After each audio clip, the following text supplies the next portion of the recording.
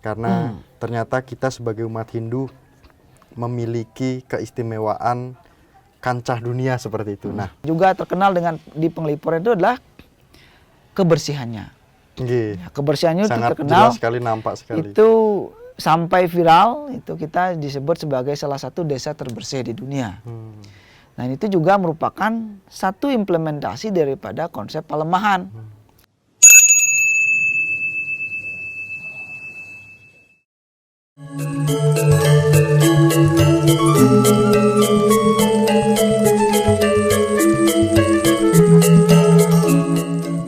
Om Swastiastu, salam rahayu pemirsa Hindu Channel. Mungkin video yang baru saja disaksikan oleh pemirsa Hindu Channel sudah tidak asing lagi, karena melihat pamor yang begitu kuat sekali terkait dengan tradisi, terkait dengan keageman dari sebuah bangunan-bangunan yang sangat tertata rapi. Namun tidak lengkap rasanya ketika kita mendengar kata Desa Penglipuran, kita tidak bertanya kepada pendesa adat dari desa yang sudah mendunia, khususnya desa Hindu seperti itu, yaitu Jero Bendesa Adat Penglipuran, Iwayan Budiarta. Om Swastiastu. Om Swastiastu. Rahayu Jero. Rahayu. Nggih, izin niki Jero, kami dari Hindu Channel. Sebenarnya kami sebagai anak muda ini sempat terkagum-kagum karena ternyata kita sebagai umat Hindu memiliki keistimewaan kancah dunia seperti itu. Nah, namun ini sebuah proses yang juga harus disampaikan juga kepada pemirsa Hindu Channel. Sebenarnya awal mula desa ini nih seperti apa? Kok bisa seistimewa ini, Jero? Baik, terima kasih. Kami ucapkan selamat datang kepada tim Hindu Channel di Desa Adat Penglipuran. Jadi Desa Adat Penglipuran merupakan sebuah desa adat, nah, tetapi juga dikenal sebagai desa wisata. Nah, Desa Adat Penglipuran itu ya memang adalah sebuah desa adat yang sudah ada ratusan tahun. Sudah ratusan tahun berdiri, di mana masyarakatnya hidup dan menjalankan berbagai aktivitas kebudayaan dan tradisi lokal mereka. Jadi tradisi lokal di Bali itu pun jadi karena Bali sangat beragam, jadi setiap desa adat memiliki keunikan dan tradisi yang sangat bervariasi, tapi semuanya itu terrangkum dalam sebuah nuansa Hindu. Jadi istilahnya kalau kita bisa katakan bajunya adalah Hindu, tetapi isinya itu beraneka ragam tradisi budaya warisan para leluhur kita. Nah, memang Desa Penglipuran menurut sejarah yang disampaikan oleh para leluhur kita, jadi pada zaman dulu, jadi kami berasal dari Desa Adat Bayung Gede, jadi beberapa orang-orang pilihan, jadi orang-orang pilihan yang diminta bantuannya yang diperlukan oleh raja untuk membantu berbagai kegiatan penting di kerajaan untuk datang ke kota raja.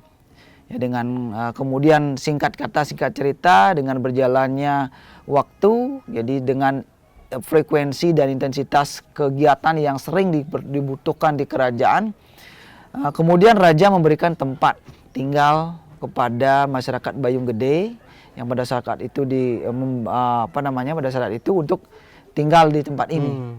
Yang di awal bukan namanya Penglipuran. Jadi sebelumnya itu banyak orang tua kita menyebutnya adalah Kubu Bayung. Jadi orang Bayung yang bikin kubu di tempat ini. Jadi kubu itu tempat tinggal sementara. Kubu tempat tinggal sementara. Di samping juga memang wilayah ini berada di wilayah Kelurahan Kubu atau Desa Adat Kubu. Kemudian lama-kelamaan berjalan dengan waktu, kemudian populasi pun mulai berkembang, ya, tinggal mereka semakin sering di tempat ini. Kemudian mereka memutuskan untuk membangun sebuah tempat tinggal yang permanen. Nah, kemudian dalam pembangunan inilah mereka mengadopsi tradisi budaya yang mereka bawa dari Desa Adat Bayung Gede, termasuk tata ruang desanya. Tata ruang desanya, perumahannya, kemudian pura-pura yang ada di sana juga dibangun di tempat ini. Jadi nama puranya juga hampir sama. Jadi desa ya, ya seperti itu. Jadi kemudian kita tinggal di sini dengan beberapa orang-orang pilihan. Jadi nggak mungkin orang yang biasa-biasa saja diperlukan untuk membantu berbagai kerjaan penting di kerajaan. Nah, oleh karena itu orang-orang itulah yang kemudian mengkonsep pembangunan desa ini. Gitu. Nah, itu lambat laun itu berjalan dan mereka hidup dan berkembang di sini. Nah, kemudian karena ini mengadopsi perkiraan pada tahun berapa? ya sekitar abad ke-13. Abad ke-13. Sekitar 700 tahunan sudah. Jadi konsepnya, konsep setelah dibangun dengan berbagai tata ruang dan pura-pura dan bukan tradisi yang mereka bawa. Nah, kemudian desa ini dirubah ya namanya menjadi ya karena konsepnya adalah eling terhadap pura. Pura adalah tempat pemujaan dewa-dewi, Tuhan dan juga para leluhur. Oleh karena itu kemudian tempat ini disebut dengan penglipuran. Pengeling pura. Eling terhadap pura tempat pemujaan dewa-dewi dan Tuhan dan para leluhur kita. Itu kemudian digabung menjadi penglipuran. Itu satu. Kemudian ada juga yang mengatakan bahwa penglipuran berasal dari kata pelipur lara. Jadi tempat menghibur diri. Nah, itu juga tidak terlepas dari cerita dari para leluhur kita yang menceritakan bahwa Raja Bangli pada saat itu juga senang datang ke tempat ini untuk menghibur diri. Jadi menghibur diri pada zaman dulu jadi bukan kayak sekarang. Jadi pergi ke keramaian dan lain sebagainya, tapi melakukan kegiatan spiritual, meditasi, menenangkan diri seperti itu. Karena tempat ini didukung, karena tempat ini memang dikitari atau dikelilingi oleh hutan. Ya, yang mana kalau kita lihat dari luas wilayah kita dari 112 hektar luas wilayah penglipuran itu 45 hektarnya adalah hutan bambu. Di samping juga hutan kayu yang mengitari desa kita ini. Jadi tempat tinggal kita itu dikitari oleh hutan kayu dan hutan bambu. Gitu. Itu perjalanannya. Jadi menurut sejarah, jadi memang nenek moyang kita itu berasal dari desa adat Bayung Gede yang berlokasi di daerah Kintamani atas sana. Jadi kemudian beberapa dari mereka yang memang diperlukan untuk membantu di kerajaan kemudian diberikan tempat tinggal di sini dan melangsungkan berbagai tradisi budaya mereka di tempat ini. Gitu. Nah, Jero, kalau terkait dengan informasi yang tersebar di media sosial dan juga yang sudah sampai dari cerita personal ke kelompok-kelompok seperti itu, ini sangat istimewa sekali terkait dengan desa Penglipuran ini karena dikenal dari pariwisatanya. Namun kita ingin bertanya terkait dengan sisi keunikannya ini sebenarnya apa? Karena yang kita lihat adalah keindahannya, gitu. Sangat indah dan sangat tertata. Dan jika orang awam yang datang pasti akan di mindsetnya pasti akan bertanya pada diri sendiri, ini kok bisa seperti ini, ditata sedemikian rupa rapihnya gitu. Gitu loh, Jero, apa sih sebenarnya yang menjadi unik hal ini? Baik, jadi desa Penglipuran, jadi kita harus rubah dulu. Jadi yang disampaikan banyak orang itu kan melihat sekarang indahnya. Nah, tapi pada intinya, jadi tata ruang Penglipuran ini memang sudah asli seperti ini, bukan dibuat untuk pariwisata. Itu harus dibalik gitu. Jadi Penglipuran dengan tradisi budaya lokal, dengan konsep pelestarian berbagai tradisi yang kita miliki itu memiliki nilai keunikan yang menjadi nilai jual di bidang pariwisata. Jadi istilah kita kalau di Penglipuran itu pariwisata istilahnya bonusnya kita. Bonus. Rohnya adalah tradisi budaya kita. Gitu. Jadi bangunan yang kita miliki pada saat ini merupakan satu usaha konservasi, pelestarian yang dilakukan oleh para tokoh-tokoh masyarakat di Penglipuran. Gitu. Karena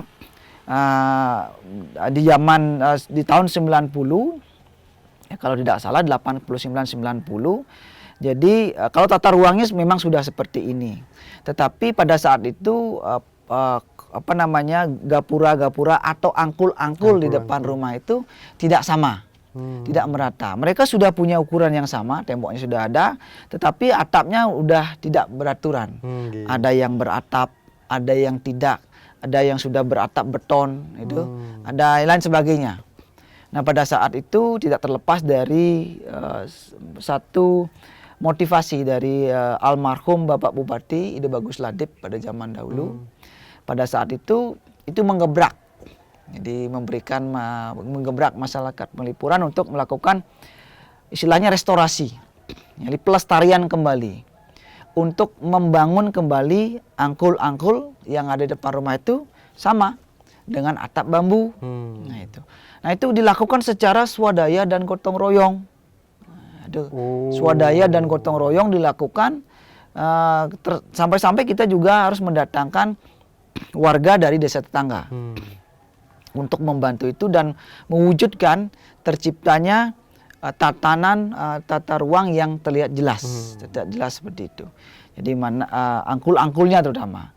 Nah setelah itu di tahun 90 itu semuanya terbangun secara swadaya dan gotong royong seperti itu. Nah, kemudian di tahun 93, kemudian dilihatlah potensi wisata. Nah, jadi potensi wisata di Desa Penglipuran. Jadi kalau sekarang kan sudah terkenal namanya desa wisata. Desa wisata. Tetapi kalau kita sudah dari tahun 90 itu sudah menjadi desa wisata karena orang berlibur itu ke desa kami. Jadi pada zaman dulu memang yang banyak berkunjung itu tamu-tamu Eropa. Tahun 93 kita sudah mulai. Sebetulnya sebelum itu sudah. Bukan baru-baru ini. Bukan baru, jadi sekarang kan baru digencarkan desa wisata. Nah sekarang kita itu tinggal istilahnya ganti nomenklatur saja. Dari objek wisata menjadi desa wisata. Karena barangnya sudah jadi.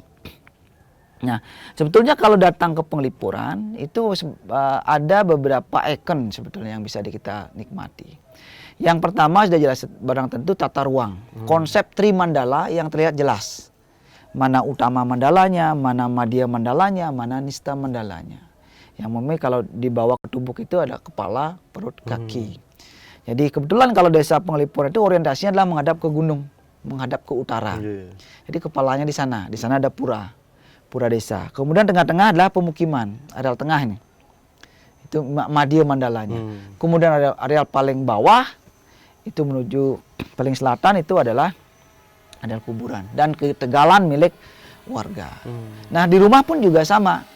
Ada utama mandalanya adalah pura keluarga atau sanggah ya. Kemudian madya mandalanya adalah perumahan dan areal nista mandalanya adalah halaman belakang atau tebe istilahnya di sini. Nah itu konsep yang pertama. Jadi ikonnya itu adalah tata ruang.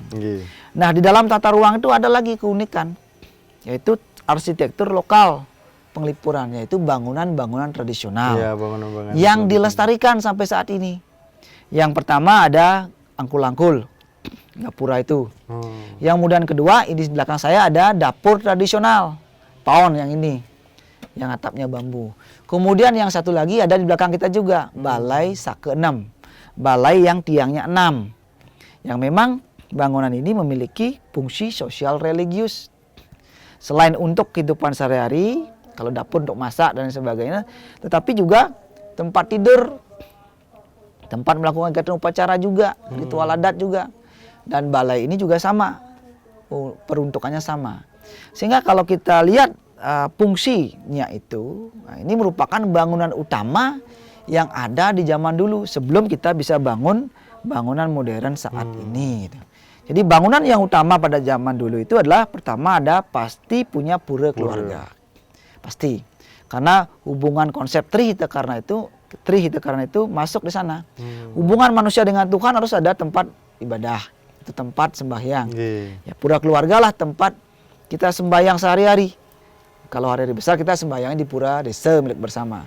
Nah kemudian areal kita hubungan manusia dengan manusianya, hubungan sosialnya ada di perumahan.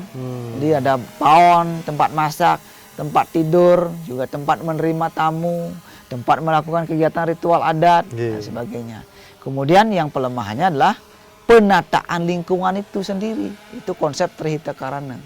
Jadi di dalam tata ruang yang kita miliki itu ada juga, kalau kita dalami ada ikon tambahan di sana. Ada bangunan-bangunan tradisional. Kemudian selanjutnya yang juga terkenal dengan di Penglipuran itu adalah kebersihannya. Nggih. Ya, kebersihannya itu Sangat terkenal. jelas sekali, nampak sekali. Itu sampai viral, itu kita disebut sebagai salah satu desa terbersih di dunia. Nah, itu juga merupakan satu implementasi daripada konsep Palemahan. Pariangan, Pawongan, Palemahan. Itu konsep yang tidak bisa terpisahkan dalam mewujudkan satu kehidupan yang harmonis di dunia ini. Gitu. Dan Jero, ampura niki dipotong. Mungkin tidak semua atau tidak memungkinkan di daerah lain atau di daerah di seluruh Indonesia, di daerah-daerah lain ini bisa menerapkan seperti yang dilakukan oleh umat Hindu yang ada di desa Penglipuran. Nah, sebenarnya yang terberat menjaga atau memikul beban terkait dengan menjaga Palemahan, Pawongan, Parayangannya ini, terutama bangunan-bangunan tradisional ini. Yang paling berat apa, Jero? Mungkin apa yang paling berat sebenarnya? Sebetulnya begini. Jadi kalau teori ya, tadi kan konsep itu kan semua teori ya. Tetapi sebetulnya semua orang bisa melakukan itu, asalkan ada satu komitmen. Jadi komitmen bersama. Nah, kebetulan kami di Penglipuran ini adalah sebuah desa adat. Jadi kalau di Bali itu desa adat itu kan sangat kuat dia. Jadi kalau di Bali itu ada 1493 desa adat. Jadi sebetulnya Bali itu kuat karena ada desa adat. Karena yang menjalankan tradisi adat budaya leluhur di Bali adalah desa adat. Desa adat ini kalau kita personifikasi, kita bisa bilang seperti republik kecil ya. Dia mempunyai satu tradisi budaya, kemudian dia punya aturan adat yang diikuti dan ditaati oleh masyarakatnya sendiri. Jadi itu yang kuat. Jadi aturan adat inilah yang mampu mengikat masyarakat untuk menjalankan semua konsep-konsep itu. Tidak sekedar konsep yang dibuat tanpa satu perlindungan aturan yang jelas. Jadi itu. Jadi kalau kita sudah melakukan suatu kegiatan berdasarkan keputusan adat, siapapun tidak berani. Gitu. Jadi kalau kita sekarang sepakati, kita harus melestarikan angkul-angkul ya. Atau dapur tradisional atau balai sakenam. Ya masyarakat tidak bisa bilang apa kalau itu sudah diputuskan bersama. Nah, kebetulan kalau kita di sini jadi pelestarian kita lakukan juga kita dukung dengan pemberian subsidi dana hasil dari pariwisata yang kita nikmati gitu. Jadi dihasilkan kemudian dibagikan lagi untuk kepentingan pelestarian itu. Jadi tidak sekedar dihimbau untuk melakukan satu kegiatan tetapi juga dibantu dengan sumber dananya juga. Nah itu. Jadi ada bangunan tradisional, kebersihannya. Kemudian tidak lepas dari Penglipuran itu juga hutan bambunya. Jadi kawasan hutan bambu di Penglipuran itu sekitar 45 hektar. Itu kompleks, satu kompleks yang berada di atas ya, yang mengelilingi Penglipuran juga. Itu sangat lestari. Dan itu juga disepakati bersama. Itu tidak boleh dialihfungsikan. Itu tidak boleh dialihfungsikan. Jadi masyarakat yang memiliki hutan bambu itu silakan mengelola, dimanfaatkan untuk kepentingan sehari-hari, untuk dijual dan lain sebagainya. Tetapi tidak boleh mengalihfungsikan untuk contohnya pemukiman dan sebagainya, tidak boleh. Karena kita sepakat itu adalah areal konservasi hutan bambu. Dan sekarang kita sedang menata itu kembali untuk meningkatkan nilainya, untuk menjadi satu nilai yang lebih tinggi dari nilai biasa. Kalau di Jepang itu hutan bambu kan menjadi sangat luar biasa, menjadi satu daya tarik yang luar biasa di tempat di tempat itu. Nah, kami juga akan tawarkan itu karena luas hutan bambu kami itu tidak sedikit, dan itu lokasinya tempat yang sangat datar. Gitu.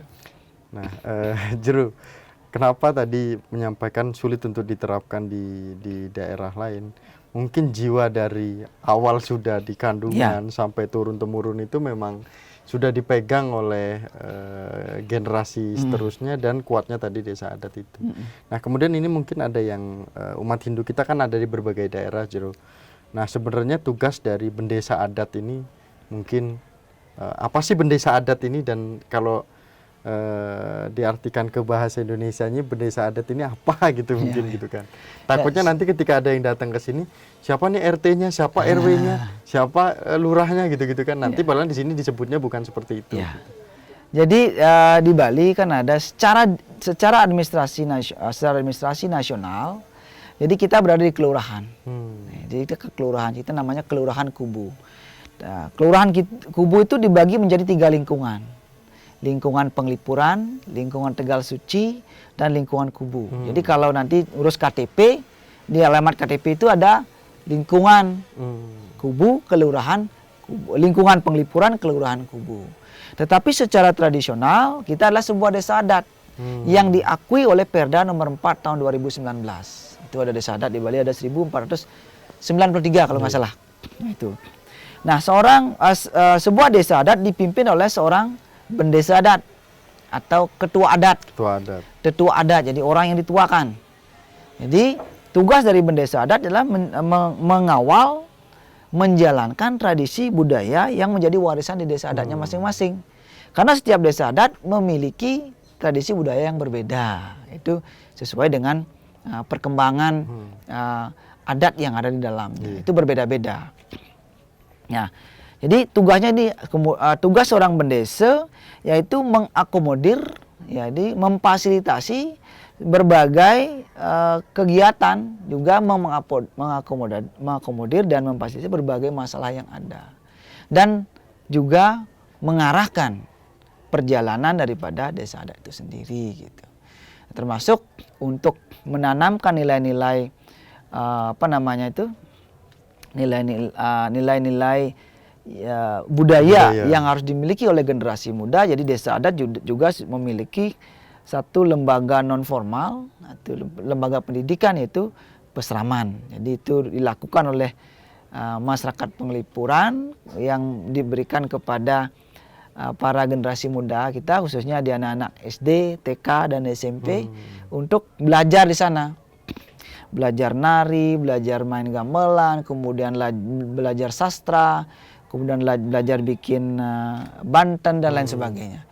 Kemudian lain-lain sebagainya. Jadi kita gunakan itu sebagai wadah untuk memberikan pembinaan kepada generasi muda kita. Gitu. Jadi itu tugasnya.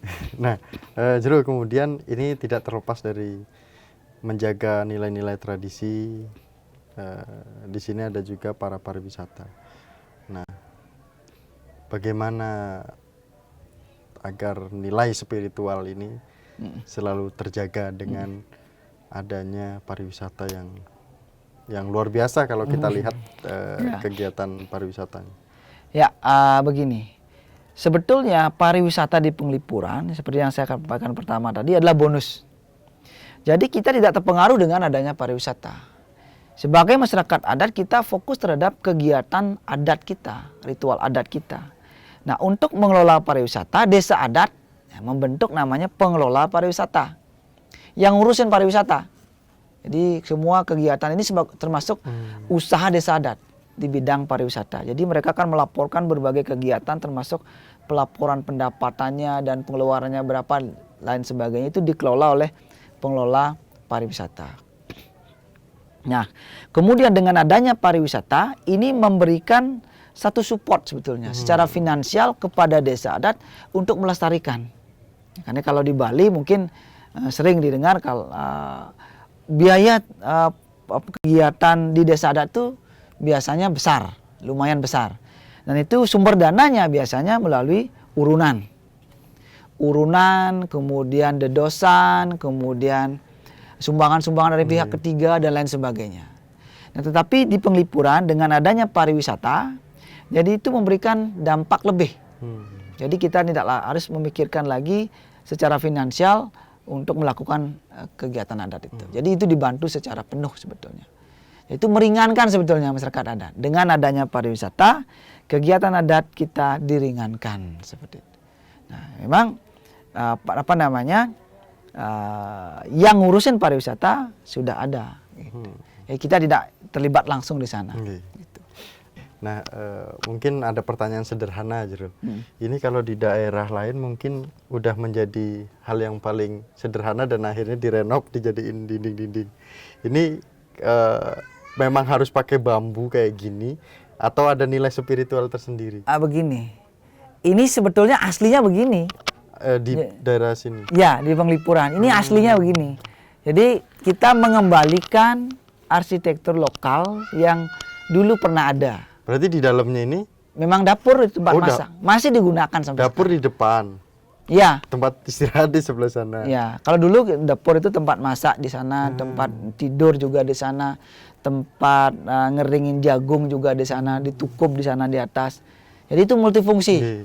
Karena itu bangunan utama. Jadi sosial, religius di sana dipakai. Ya, cuman di Bali kayaknya Jero yang dapur itu di depan mungkin gitu. Ya, Kalau yang beda. lain Kita di Penglipuran berbeda dengan Bali dataran. Oh. Karena kalau di Bali itu sebetulnya ada sesuai dengan perkembangan peradabannya itu adalah Bali pra Majapahit ya, dan pasca Majapahit. Itu kan perbedaannya. Ada Bali kuno, ada Bali baru, ada Bali modern. Jadi kebetulan Penglipuran salah satu desa adat di Bali kan banyak sebetulnya yang menerapkan tradisi adat Bali kuno. Termasuk tata pemerintahan adatnya itu Bali kuno gitu. Nah, termasuk tata ruangnya. Tata ruang kita di daerah Bangli ya sebetulnya sebagian besar seperti ini. Konsepnya dapurnya itu di utara.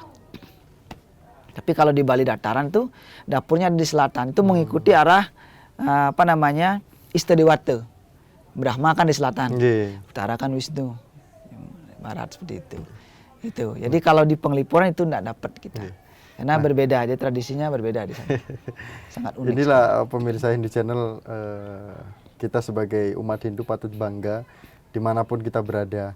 Ada yang terkait dengan menjaga tradisinya sangat kuat sekali. Kita sebagai umat Hindu di daerah lain juga tetap kokoh, tetap memiliki jiwa melestarikan budayanya itu sangat kental sekali, sangat kuat sekali seperti itu. Nah, kemudian mungkin Jero memberikan semangat kepada umat Hindu kita yang ada di Nusantara ini, bagaimana cara kita menata lingkungan kita, kemudian bagaimana kita menjaga kebudayaan kita dan juga meneruskan kepada penerus keturunan kita sebagai umat Hindu seperti itu. Monggo Jero. Baik, pemirsa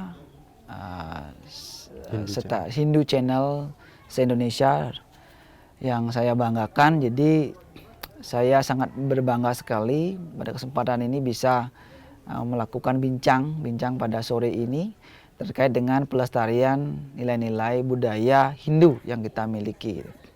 Jadi kita harus bangga sebetulnya dengan apa yang sudah diwariskan oleh leluhur kita, karena kita sebagai salah satu agama tertua yang identik dengan nilai-nilai unik lokal di masing-masing tempat itu berbeda, tapi itu menjadi satu nilai tambah yang luar biasa. Jadi salah satunya contohnya kita di sini di Penglipuran. Jadi konsep kita adalah pelestarian nilai-nilai budaya lokal, termasuk arsitektur lokal, penataan lingkungan yang kita lakukan, yang kemudian dilihat menjadi satu potensi wisata. Jadi dengan itu menjadi satu tambahan juga bagi kita untuk membantu kegiatan-kegiatan adat yang kita miliki. Gitu. Jadi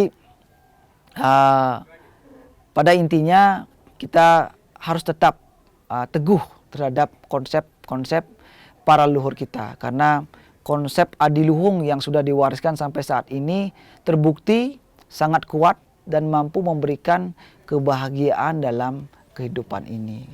Mungkin itu yang bisa saya sampaikan. Saya ucapkan selamat kepada semeton Hindu seluruh Indonesia. Semoga kita selalu diberikan kebahagiaan, keselamatan, dan kesehatan bagi kita semua. Salam Rahayu dari Bali. Om Santi, Santi, Santi. Nah, pemirsa Hindu Channel, luar biasa apa yang kita dengarkan pada hari ini melalui, jadi kok melalui ya? Apa ya? Bukan melalui. Karena apa yang kita lihat tadi, obrolan tadi itu tidak hanya obrolannya saja, tapi pemirsa Hindu Channel melihat keindahan-keindahan dan juga bangunan-bangunan yang sangat tertata rapih, kemudian kebersihannya tadi disampaikan terbersih di dunia seperti itu. Nah, semoga ini bisa dijaga oleh kita semua dan menjadi kebanggaan kita sebagai umat Hindu. Dan akhir kata kami tutup dengan Paramasanti bersama dengan pendesa adat di Desa Panglipuran. Paramasanti, Om Santi Santi Santi. Sukses semua. Jero.